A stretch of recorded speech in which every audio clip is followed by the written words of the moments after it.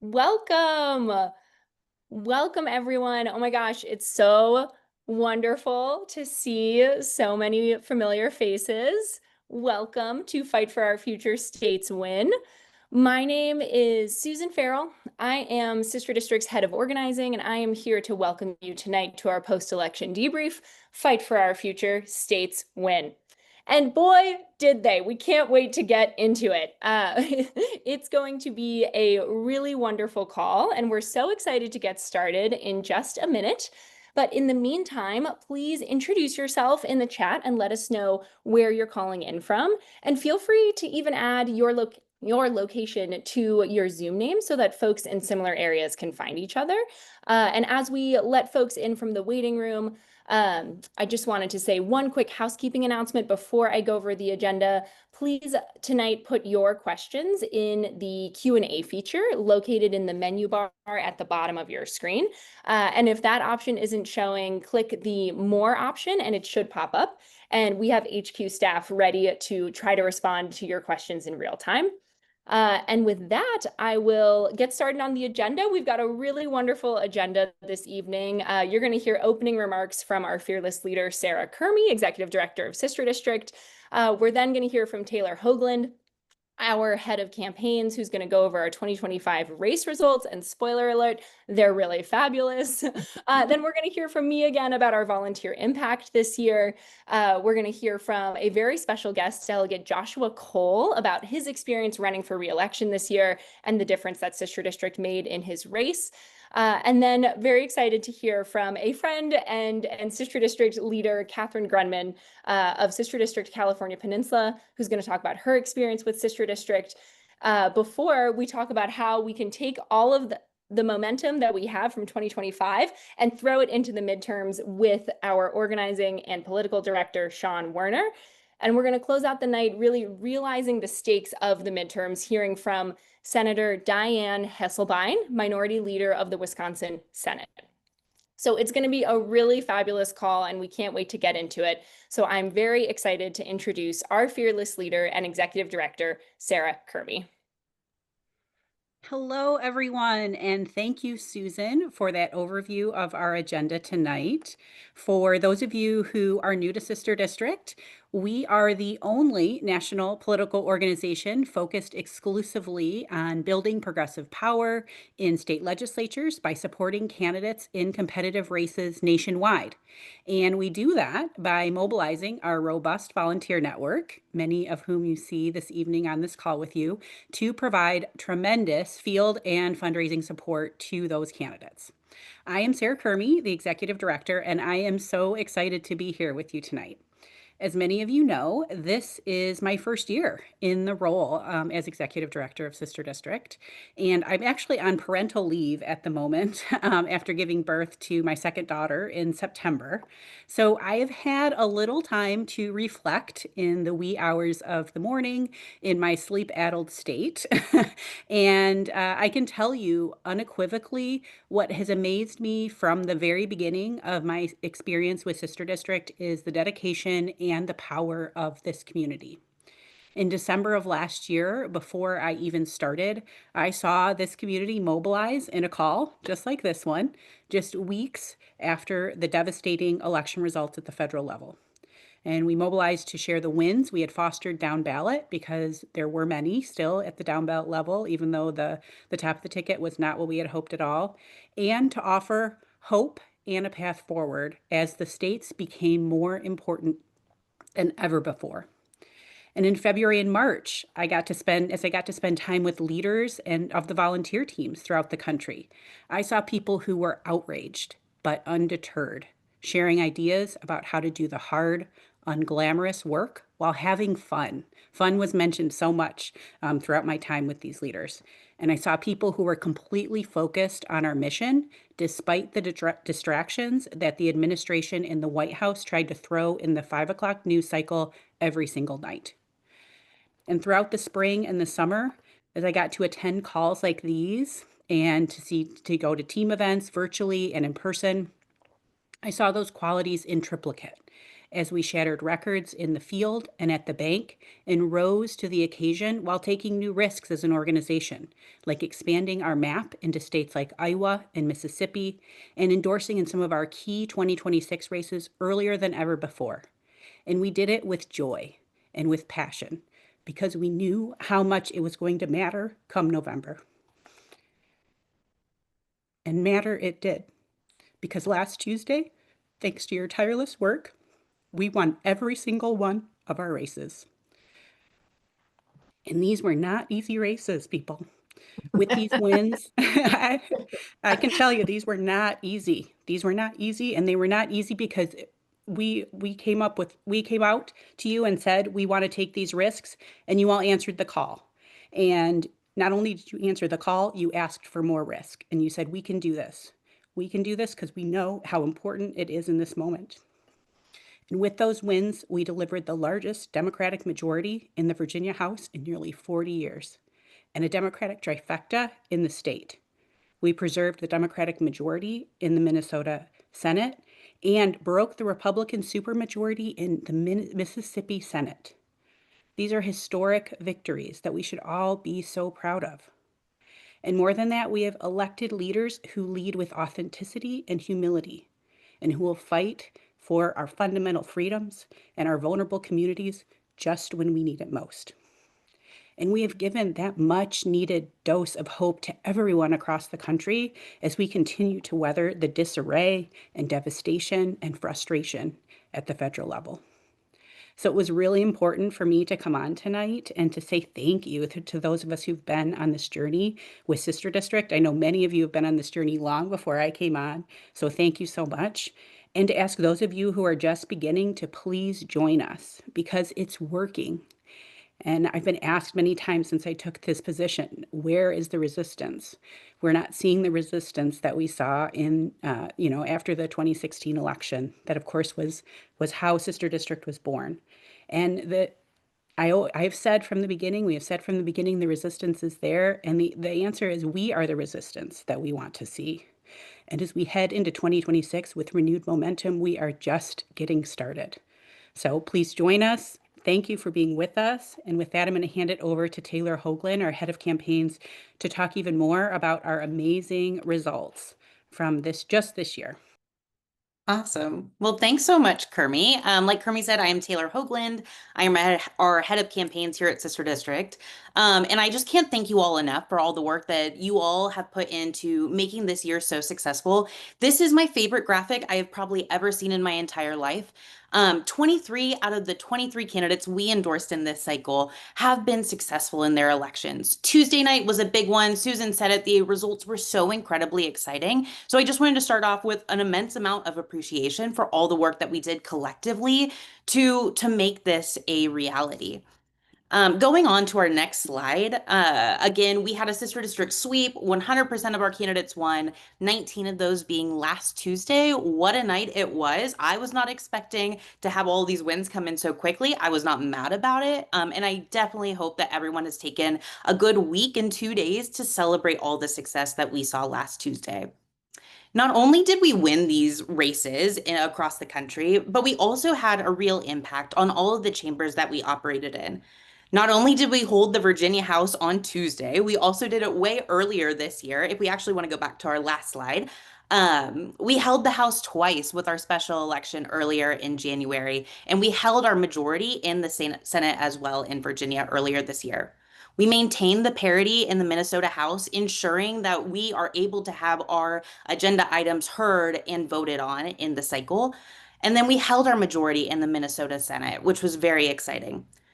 Not only did we break the Iowa supermajority back in August, we also broke the Mississippi supermajority that the Republicans held for the last decade in their Senate, which is just incredibly exciting. And we did so with a very diverse slate of candidates. Over half of the candidates that we endorsed and supported this cycle were women. Nearly 2/3 of them were candidates of color. And then we also had our friends Joshua Cole and Lindsay Doherty, a part of the LGBTQ community, also win their races. And we're just incredibly thrilled and honored to support them.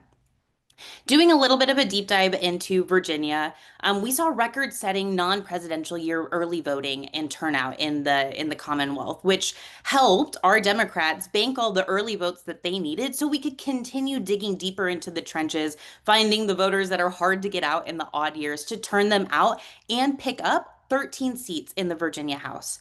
We saw a 4% overperformance in our state legislative districts in those top tier targets compared to the 2024 presidential turnout. And I know my friend Sean Warner is going to talk about that a little bit later too. We also saw with all of these victories, the opportunity to have three constitutional amendments pass a second time in the General Assembly and go to voters in the spring. That includes codifying abortion in the Commonwealth, protecting marriage equality, getting that into their constitution and protecting that right, and restoring voting rights. And now, as we have all probably seen in the news, we're also going to have redistricting on the table, and we're going to be able to combat the maps that are being drawn in states like mine to ensure that voters' voices are heard in Washington. I also just want to point out this really fun fact. It is probably my favorite fun fact of the entire cycle. There are now more female Democrats in the House of Delegates than Republicans, and that's largely due in part to the work that we have all done here tonight in this cycle together to elect our candidates to the House of Delegates. We didn't do that by just sitting around and saying, here's an endorsement. We did that by raising a lot of money. We have a huge superpower here at Sister District, and that is raising donations through our small dollar donors, like all of us here on the call.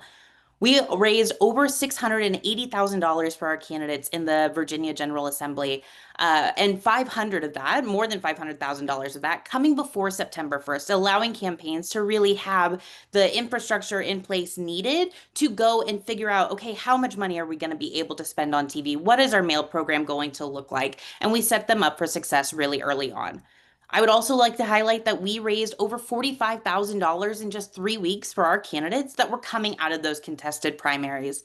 And here we just have a couple of headlines from news sources all across the country sharing all of the good news that Democrats held a huge fundraising advantage over our Republican counterparts this past cycle.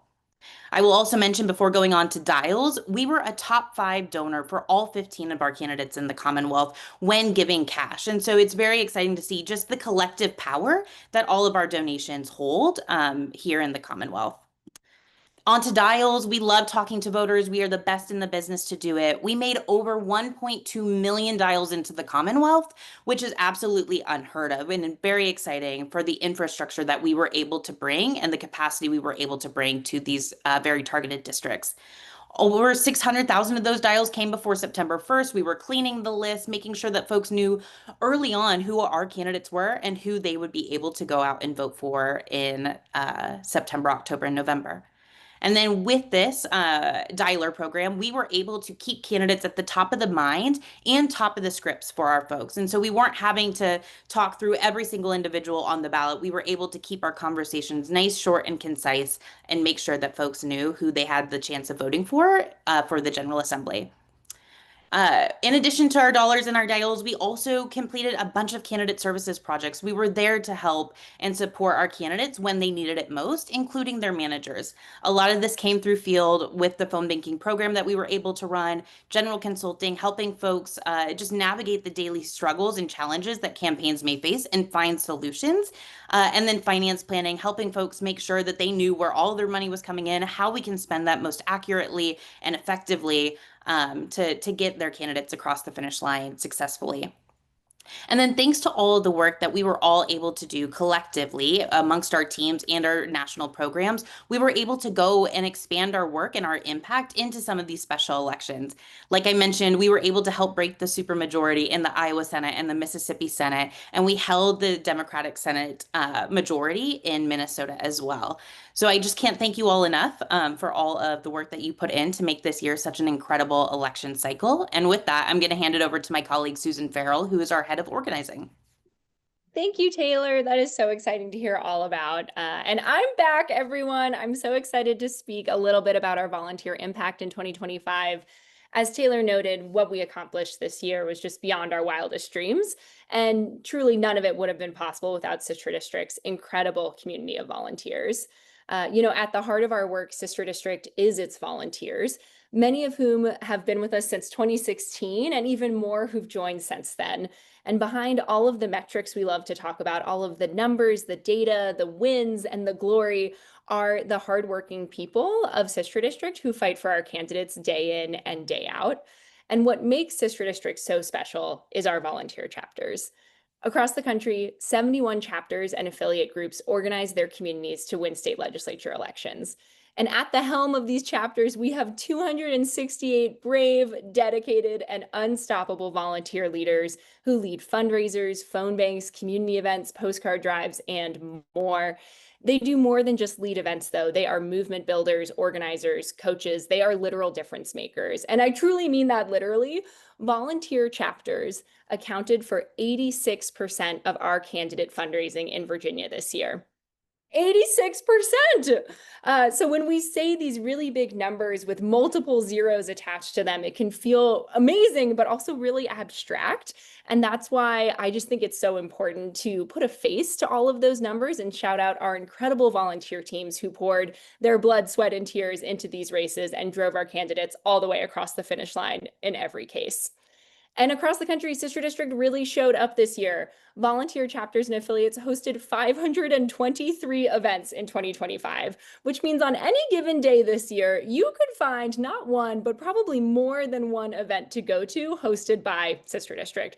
From DC to New York, Boston to Chicago, Colorado to LA, the Bay Area to the Pacific Northwest, our volunteers are the engine that power our work.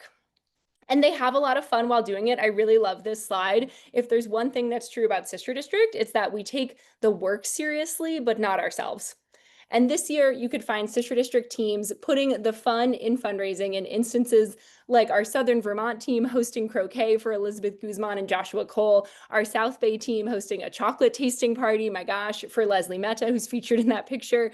Our Sonoma County team had so much fun with a Sea Cove experience, searching for otters, that they actually ran it twice to benefit Joshua Thomas. Sister District California Peninsula hosted their fabulous annual Sunset and Martinis auction for Kimberly Pope Adams, and Greater Chicago ran an open mic night for Michael Fagans. And those just literally 5 examples. There were over 100 of these incredibly fun fundraisers put on this year. And not only were they fun, but together they raised hundreds of thousands of dollars. And this work is really hard, and there are some dark days. And that's why it's so important to remember that it is okay. In fact, I would say it's necessary to find joy and have fun while we do this. And thanks to our volunteers, like that is just what the Sister District ethos is. Like that comes from the ground up, from our base. And I also just want to shout out, we run some of the best voter contact programs in the nation. As Taylor mentioned, almost 1.3 million dials, 81,000 postcards, and 1,400 doors knocked.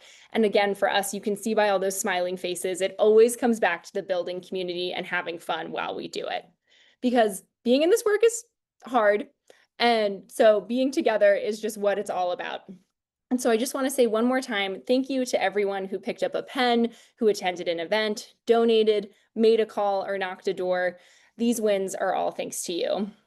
And now I am very excited to introduce a close friend of Sister Districts, the newly re-elected Delegate Joshua Cole. Welcome, Delegate.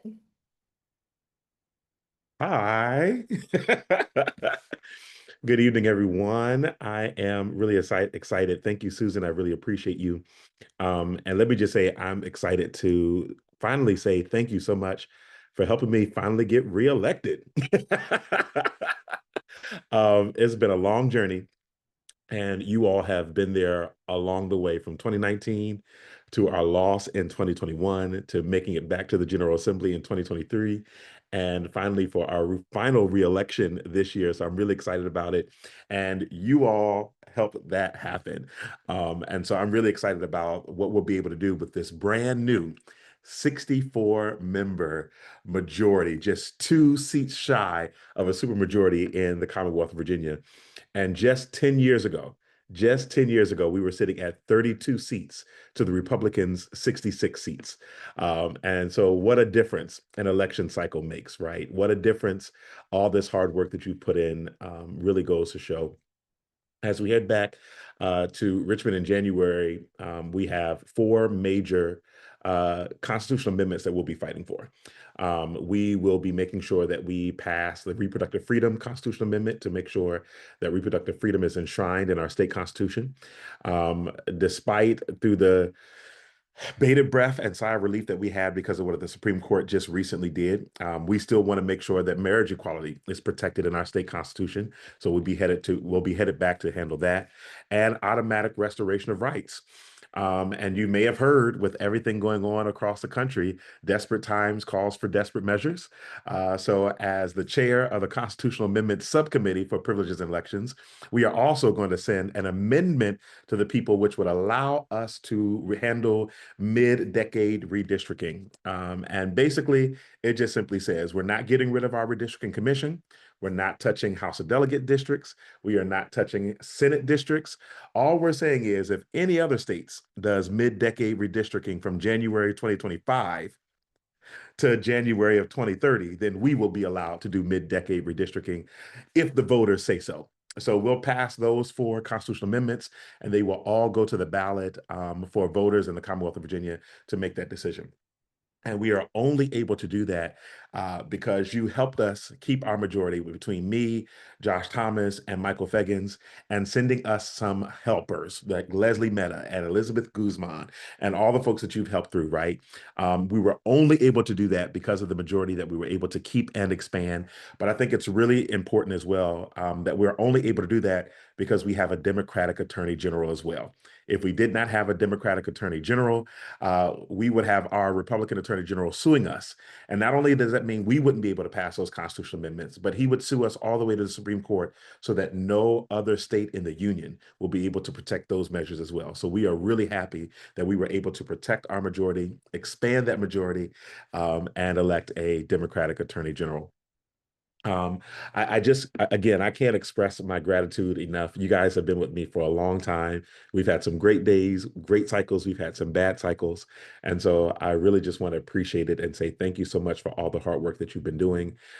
You all have saved democracy. You all have protected people in the Commonwealth of Virginia, and you all have helped people throughout the entire United States know that if you mess with our democracy, we will mess with your seats. And if we can't change your minds, then we are going to change your seats. And you all absolutely helped do that last week by making sure that all of my buddies got elected. And when we had our first caucus meeting on Saturday, we all were just standing around like, oh my God, it's so many of us. What are we going to do? Trying to figure out where everyone is going to be is a good problem to have, right? So I really appreciate it. I'm excited for the work that we're getting ready to do come January. I'm excited to be at the inauguration for our first woman governor, for our first Muslim woman lieutenant governor, and our first Black attorney general of the Commonwealth of Virginia. And fun fact, there are now more Democratic women in the House of Delegates than there are the entire population of the Republican caucus. So we are really looking forward to good times come January. Now, I would like to introduce Catherine Grunman, who I've heard from my colleagues is the best. Her leadership and contributions to the Commonwealth are a huge reason why each and every one of us are here, right? Sitting in a 64-member majority. I want to thank you for your tenacious leadership, and I am thrilled to be able to work with Delegate-elect Lindsay Doherty, Jessica Anderson, and Kimberly Pope Adams because of all the hard work you have done. So I'm now turning it over to Catherine. Thank you, guys. Hi, everybody, and thanks, Delegate. That was wonderful. I could just listen to you talk for ages, I think. Hello. I'm so glad to be with all of you tonight. God, what an election, right? I mean, all over the country, but the results in Virginia are such a testament to Sister District and how far we have come since Sister District started in late 2016. I'm pretty sure you guys might have felt the same way I did around that time. When Trump won the first time, I was completely surprised and horrified. And I thought that there was pretty much nothing I could do about it, at least nothing that would make any difference. And I have to tell you something. When Trump won last year, I frankly was again surprised and horrified, but something I didn't feel was helpless. I didn't feel powerless. And the reason for that is Sister District, because I had witnessed during Trump's first term, every year, Democrats expanding power, Democrats passing the expansion of voting rights, Democrats protecting abortion access, Democrats eliminating the death penalty, Democrats increasing the minimum wage. And I knew that I had actually played a part in all of that. And I had seen that when Trump first came into office, there were only 6 states that had Democrat majorities in their Senates and in their houses, and with the governor also a Democrat trifecta. There were only 6 of them when Trump won the first time. But when he left, there were 15. And now with Virginia, there are 16. And next year, we could take in 3 more. In fact, we could take in more than 3. And when that happens, more people will be living in states controlled by Democrats than in states controlled by Republicans. And that's going to happen right in the middle of Trump's presidency. I admit, I really love the fact that I have helped defeat some MAGA Republicans. But what really matters, what really hits me, is that the work that I've helped accomplish has affected the lives of just hundreds of thousands of people in state after state after state. I mean, the impact of state legislatures on our lives is just enormous. Every facet of our lives is affected. It's so much more than in Congress, especially now, especially frankly over the last 10 years, through such dysfunction. And on top of that, state legislatures control the administration of elections, including congressional elections. I mean, I think there is nothing that those of us on the call tonight can do that will do more to stop Trump and MAGA from stealing the election in 2028 than to put as many Democrats in control of as many states as possible next year. When I signed up to volunteer with Sister District in 2017, I had no political experience, and I mean no experience. I voted, but that was it.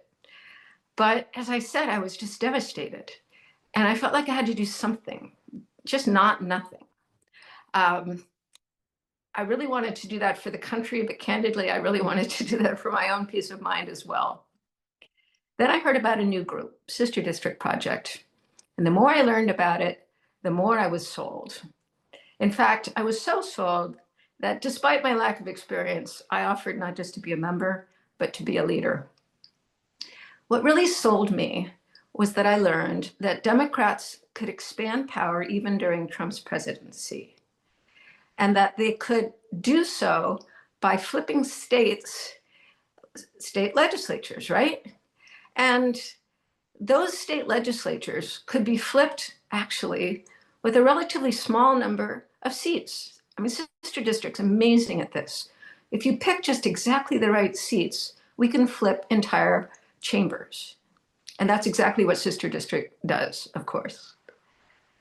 I learned, in addition, and this is something that sort of kept me back from political organizing before, I learned that you didn't need to be part of this $5,000 a plate fundraiser category of people in order to make a difference in these state elections, because they're small. So small donations actually make a discernible impact.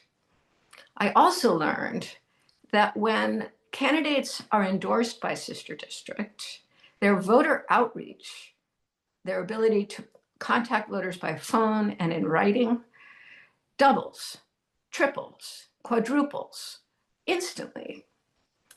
And then the last thing, something that really compelled me about Sister District is the fact that the original founders believed that we all would volunteer to do this work, despite the fact that most of us would not be living in states where our candidates were actually running for office.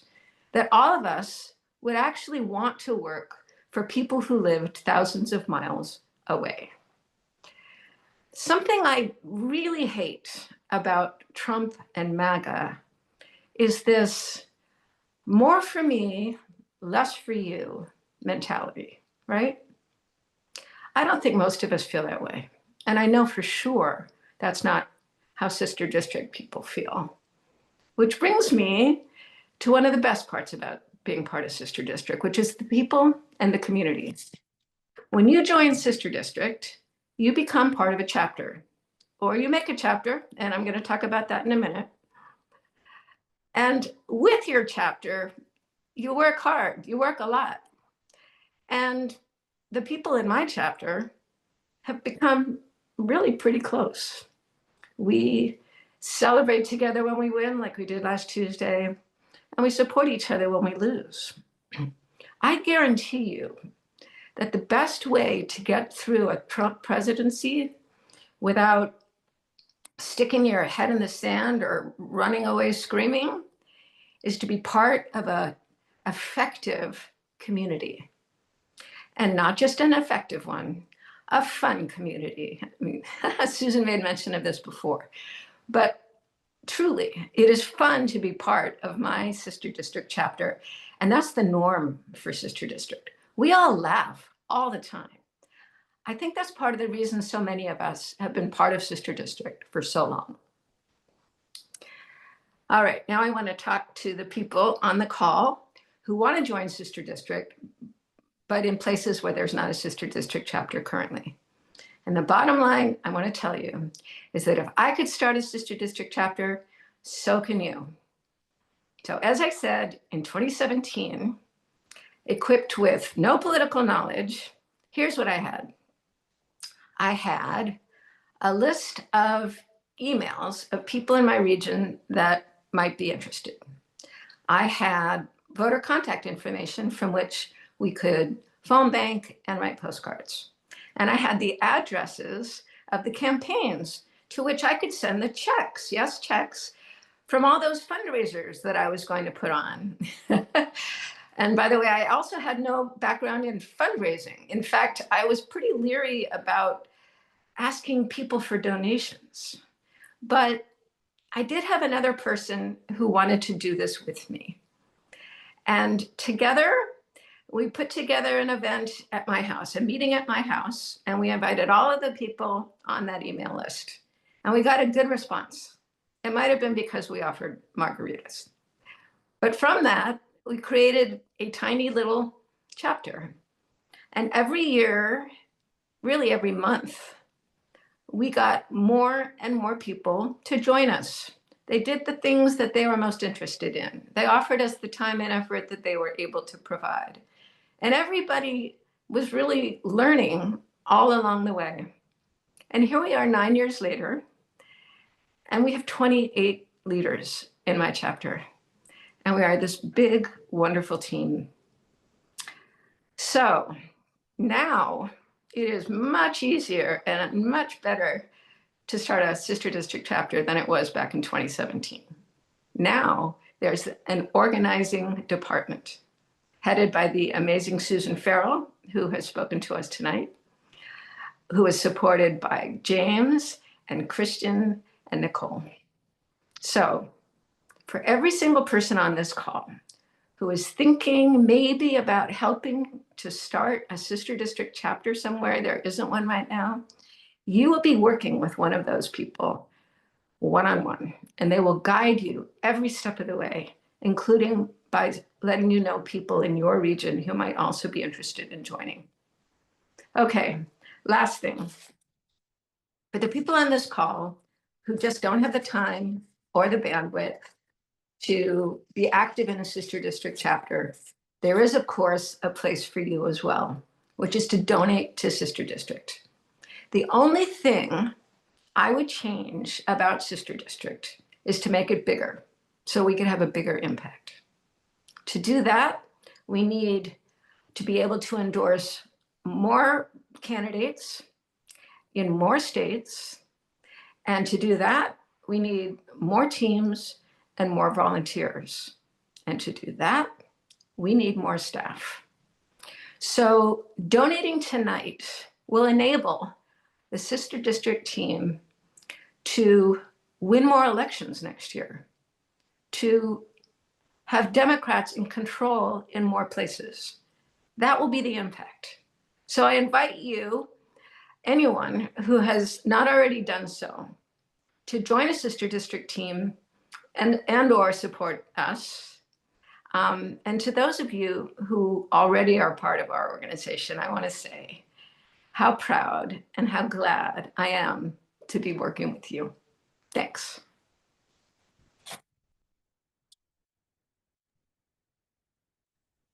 Thank you, Catherine. Thank you, Catherine. Thank you, Catherine. I cannot thank you enough for your leadership and for just telling your story and inviting others to join us. So earlier you heard from Taylor about kind of what's happening. And, earlier in 2025, we laid out a clear strategy. We said that we were going to hold and expand the Virginia majority. We said that we were going to take advantage of key special elections in 2025, and that we were going to build for 2026. On your screen right now, you will see all of our targets for 2026 as it stands now, because we're still continuing to do work to explore if there are ways that we can have impact in places that we previously may not have understood in just 2025. And so what you'll see across tiers, the way that we categorize our work are in three ways. It is, it's a hold. We have to hold the democratic power that we have amassed. We have to make inroads in places where we can continue to pick up a handful of seats. That's breaking supermajorities, really giving Democrats more power in the legislatures. And then obviously, I think everyone's favorite is the flip category. Places where we're able to take control of state legislative chambers and flip them into Democratic control, giving gavels to our Democratic candidates. And so Taylor was talking a little bit about an analysis of the results in the key targets from Virginia. And she mentioned that there were about a 4% overperformance from Kamala Harris in 2024. And so since we're joyful, I think we should think big. I think what we should do is we should aim to recreate that 4% overperformance. And so we can go to the next slide. On the left, what you'll see is the state legislature party control as it started the beginning of this year. You will see that there are a bunch of yellow states where there are chambers controlled by, half controlled by Democrats, half controlled by Republicans. In Michigan, for example, we lost control of the Michigan House in 2024. But if you applied that 4% overperformance across all of the state legislative districts in America, we would be able to flip 8 additional legislative chambers. Those legislative chambers come in Alaska, they come in Arizona, they come in Minnesota, Wisconsin, picking up the Michigan House, taking the Pennsylvania Senate and flipping the New Hampshire House. So I love winning elections, but I also really love talking about what that means. What do those 8 chambers actually mean? It means that there are 62 electoral votes that will be decided in states that Democrats now control the state legislature to administer the 2028 election. That means that 38 million Americans will have Democratic state legislatures after the 26th election than they could now. And so that feels great just posting that across the side, but let's dive into each of these states because I really want to get granular on how we can make these impacts. Let's go to the next slide. For example, in Arizona, we need just 3 seats in the Arizona Senate and 4 seats in the Arizona House. We know that every statewide Democrat was elected, the governor, attorney general, and secretary of state in 2022. They all need to get reelected, and we need to send a Democratic majority to Phoenix so that we can finally do right and create that progressive policy that we know that can impact people's lives. In the next state, Georgia, this is a place where we continue to pick up seat after seat, cycle after cycle. The Democratic caucus now is the largest it's been in decades. Obviously, Senator Ossoff is up for re-election. There are a lot of congressional seats that could potentially be in play. And then also those other down ballot statewide races like Attorney General and Secretary of State that we need to ultimately go. This 11 seats may be a bit difficult, but hey, sky is the limit. Let's try to get as many of those seats as possible so that we can potentially continue to make that move before we redistrict at the end of the decade. Let's go to the next slide. In Iowa, where we just broke the Republican supermajority, there's a lot of energy. Those 4 congressional districts are getting a lot of attention from national folks, but I also want to make sure that the open gubernatorial race, where we have a very strong Democratic candidate, that we're able to make sure that his veto is able to be sustained, and that means we can't slip into the superminority in Iowa. We need to make sure that we're protecting the Caitlin Drays in all of the special elections where we've been able to flip seats. Let's go to the next slide. In Michigan, in a place where we just lost 4 seats and narrowly lost the Michigan House, we need to go back and get that Democratic trifecta. That Democratic trifecta that was elected after the 2022 election was able to govern, repealing the right to work, passing increased funding in education. And we saw that what a kind of divided government ultimately can do was gridlock until they were able to pass their budget late. There will be a special election in the Michigan Senate. You'll probably be hearing more about that from us in early 2026, but we also have to hold the Michigan Senate. That trifecta is one that will definitely help us get back. And obviously, Michigan, with all of those electoral votes, is absolutely critical that we have a Democratic majorities in both of these chambers to administer that election. Let's go to Minnesota. Minnesota, we just held control of the Minnesota Senate on last Tuesday. We need to make sure that we hold that narrow majority. And then in the Minnesota House, we're technically at parity, but the new senator used to be a member of the House. And so we need to win that special election, which we should be favored in, to get back to parity. But let's flip some seats in the Minnesota House. Let's not be okay with parity. Let's get gavels in hands of Democrats, because we've seen how the Minnesota DFL controlled legislature can really impact people's lives. On to Nevada. If we pick up 1 seat in each of their chambers, just 1 seat in the House and 1 seat in the Senate, it doesn't even matter what happens in the gubernatorial race, because if he vetoes things, our Democrats can stick together and override that veto. This will be a highly contested gubernatorial race, but picking up just 1 seat in each of those chambers instantly unlocks a much greater amount of power for state legislative Democrats. Go to the next slide. New Hampshire. I'm not going to tell you about the 400 seats that exist in New Hampshire. It would take us all night. However, there are massive swings. The last time that Democrats picked up control of the New Hampshire House, they won a total of 47 flips. We're continuing to look at all of these massive seats, but based on that big goal, that 4% overperformance, we believe that if we're able to perform at that level, we would be able to flip the New Hampshire House and continue to make inroads in the New Hampshire State Senate. North Carolina, this is a place where we were able to break the Republican supermajority in the House by helping to elect Sister District alum Dante Pittman in 2024. This was a bright spot in 2024, was breaking that supermajority. Let's expand that. We did have some pieces of legislation where we had 1 or 2 Democratic defections. Let's get more in that caucus so we don't have to worry about 1 or 2 defections. But the major goal also is to flip 1 seat in the North Carolina State Senate. That would put Sister District alum Sidney Batch as the minority leader and able to sustain Governor Stein's vetoes. It would be absolutely game-changing in terms of the public policy that we would be able to stop in North Carolina. And with former Governor Roy Cooper running for the U.S. Senate, those down-ballot coattails, as well as our work up the ballot, really is setting up North Carolina as a place where we need to make sure that we can make a tremendous impact. This is my home state, Pennsylvania. We hold the Pennsylvania House by 1 seat. That 1 seat was decided, I'm sorry, my computer sometimes freezes. You can still probably hear me. By 1 seat. That 1 seat was decided by just 63 votes. 63 votes is the reason why we have Speaker Joanna McClinton. I think that the speaker would like a little bit more of a margin. So we're going to try to see where we saw trends from the 3 statewide court retentions just last Tuesday, if there are other seats that we can play in. In the Pennsylvania Senate, we won a huge special election earlier this year. So now we only need to pick up 3 more seats in the Senate. Now, the entire Senate is not up this in 2026, only half. And so we're going to do everything that we can to try to potentially run the table to flip that chamber.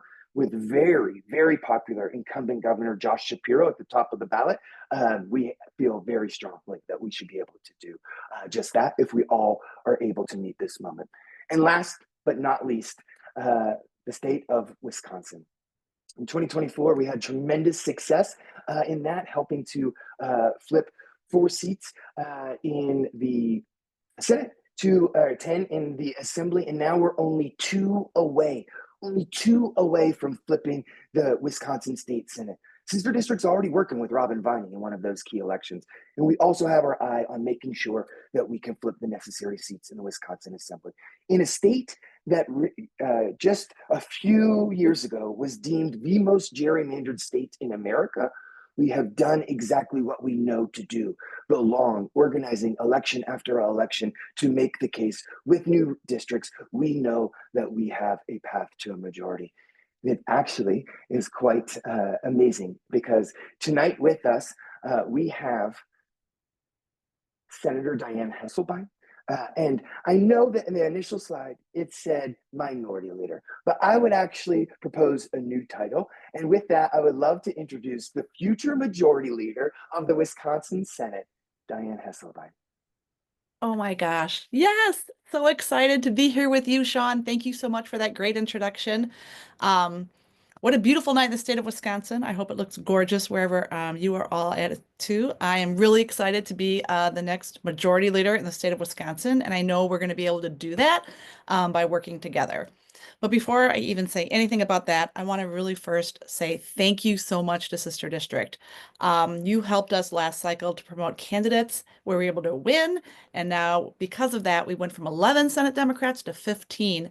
And now we are poised to get the trifecta in the state of Wisconsin.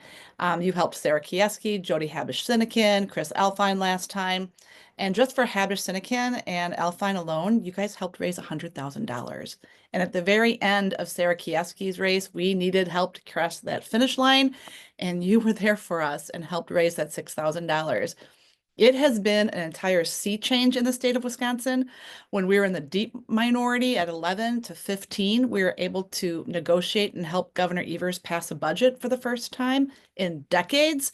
They wanted to gut higher education by hundreds of millions of dollars. Instead, we were at the table and able to put like more hundreds of millions of dollars into higher education. That wouldn't have happened if we were sitting at 11 Senate Democrats. And we know that 65% of people in Wisconsin say they're struggling to get by. They know they want to be voting for Democrats. They know it's important. We've been doing affordability roundtables all over the state of Wisconsin, especially what's happening with SNAP and the Affordable Care Act. We know that, especially after what happened the other week with elections and all over the United States, we are poised to be in the majority. We are 2 seats away. We are really concentrating on 3 because who doesn't want a little cushion? But honestly, in all 3 of those seats, Kamala Harris won, our Governor Tony Evers won, Tammy Baldwin won. So fair maps matter and great candidates matter. And we are super excited that you're already all in for Robin Vining. I have worked with her when I was in the Assembly for years. We are good friends. And I can't wait till she gets to be in the Senate with me. As you know, we're all hands on deck. When we talk to people, all we're talking about is affordability. Just a few weeks ago, I was in a cranberry bog, talking to cranberry growers in the state of Wisconsin, Ocean Spray and others, and they were talking about how they're doing okay, but the price of aluminum in Kenosha, Wisconsin, is really hurting them. So we are talking about kitchen table issues, and that's why in Virginia that night when they were saying they were talking all about affordability. So are we. And we know that we're going to get there together. And just thank you so much for helping us in the past and hopefully in the future as well. We are excited to take charge and finally be able to pass a budget that works for everybody in the state of Wisconsin and be able to do some bold moves. The progressive movement sort of started in Wisconsin. AFSCME was born in Wisconsin. Collective bargaining started in Wisconsin. And that's why when Scott Walker came in and did away with all the things that we hold near and dear to our heart, we cannot wait to turn the positive page and do all the things we've been waiting to do. So thank you so much for this opportunity.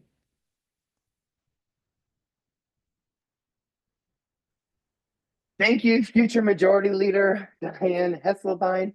I'll invite Susan and Taylor back to the call. I know that there are questions in the chat. Now we're going to go to questions. Thank you so much, Leader. I know that your time is extremely, extremely valuable, and I'm so glad that you're leading that caucus of 15 senators to really make an impact. Amazing. Well, Sean and Taylor, I have a couple questions for you all, if that's all right.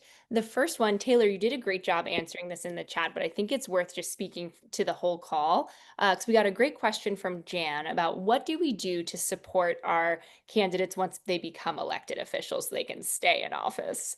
Yeah, for sure. That's a really great question, Jan. And I will say that once you are endorsed by Sister District, it's really hard to get rid of us. We build these really strong relationships in which we don't want to part ways after you're elected. And the support for our newly elected officials, especially for the first time electeds, we know that that transition can be really challenging and difficult. So post-election, just as we're doing with all of the new candidates we got elected just last Tuesday, we do reach out and we ask them, what do you need? How can we be supportive and helpful as you make this transition?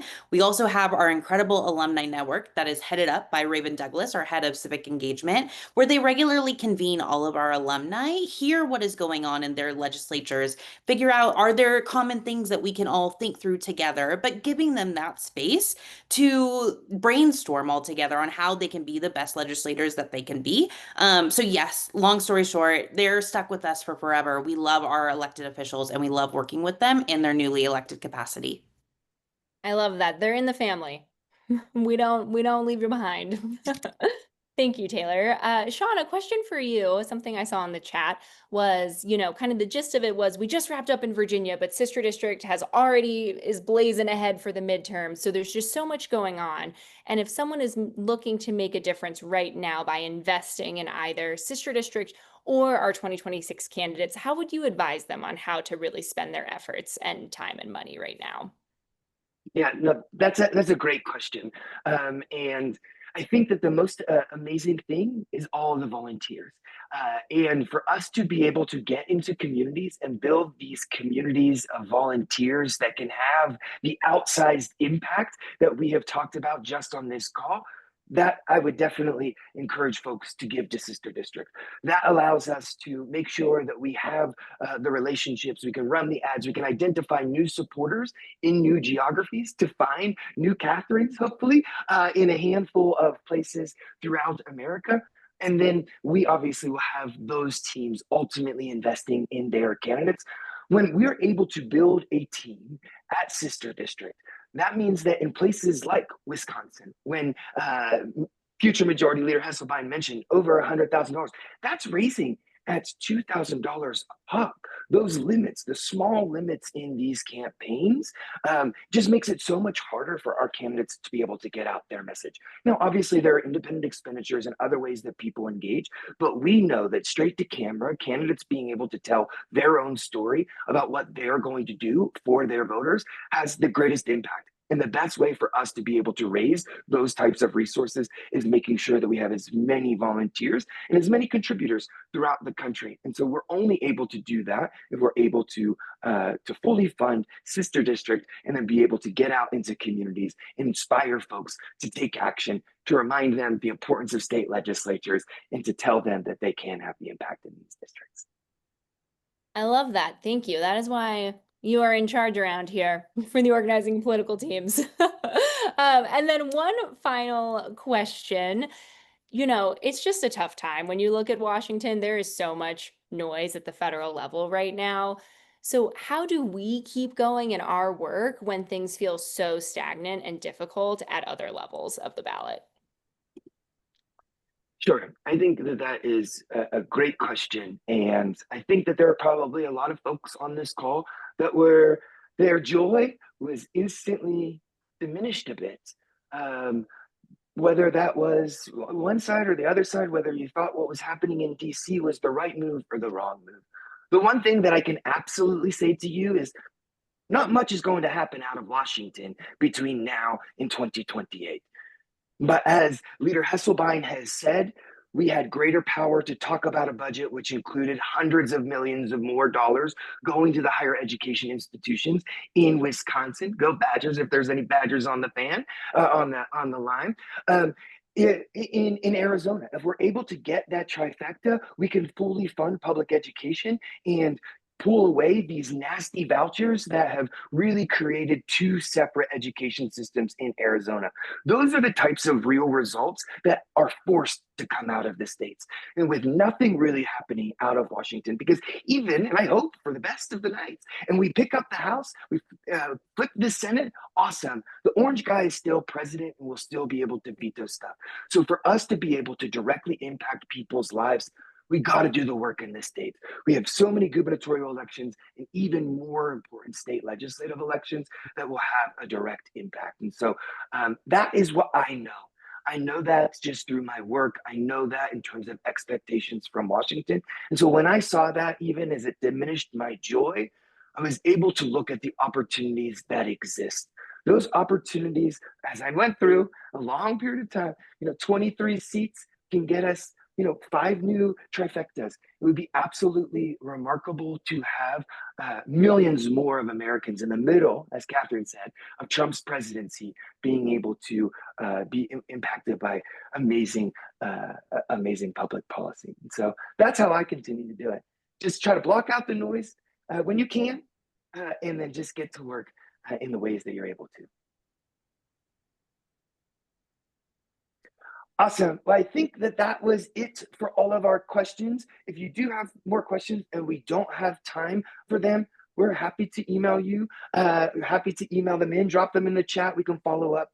But I will ask for us to once again think about the way that you can make an impact between now and the midterm elections in 2026.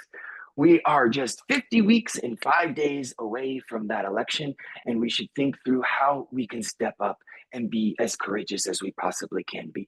That courage can look like going a little bit deeper into your pocketbook and supporting Sister District. That courage could be stepping forward and saying, yes, I want to join my neighbors and community to make an impact on key state legislative elections. And that may be, hey, you're going to go find a whole new group of friends and a team that is already in your community. And so with that, I cannot thank you enough.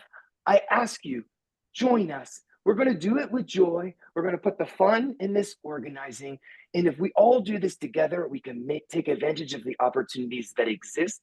And hopefully in just 1 year, we can come back together. And remember that tonight was the night that we made that commitment for the next 50 weeks and 5 days. I'm not asking for every day, just as much as we possibly can to ultimately make those huge impacts. And hopefully we're celebrating.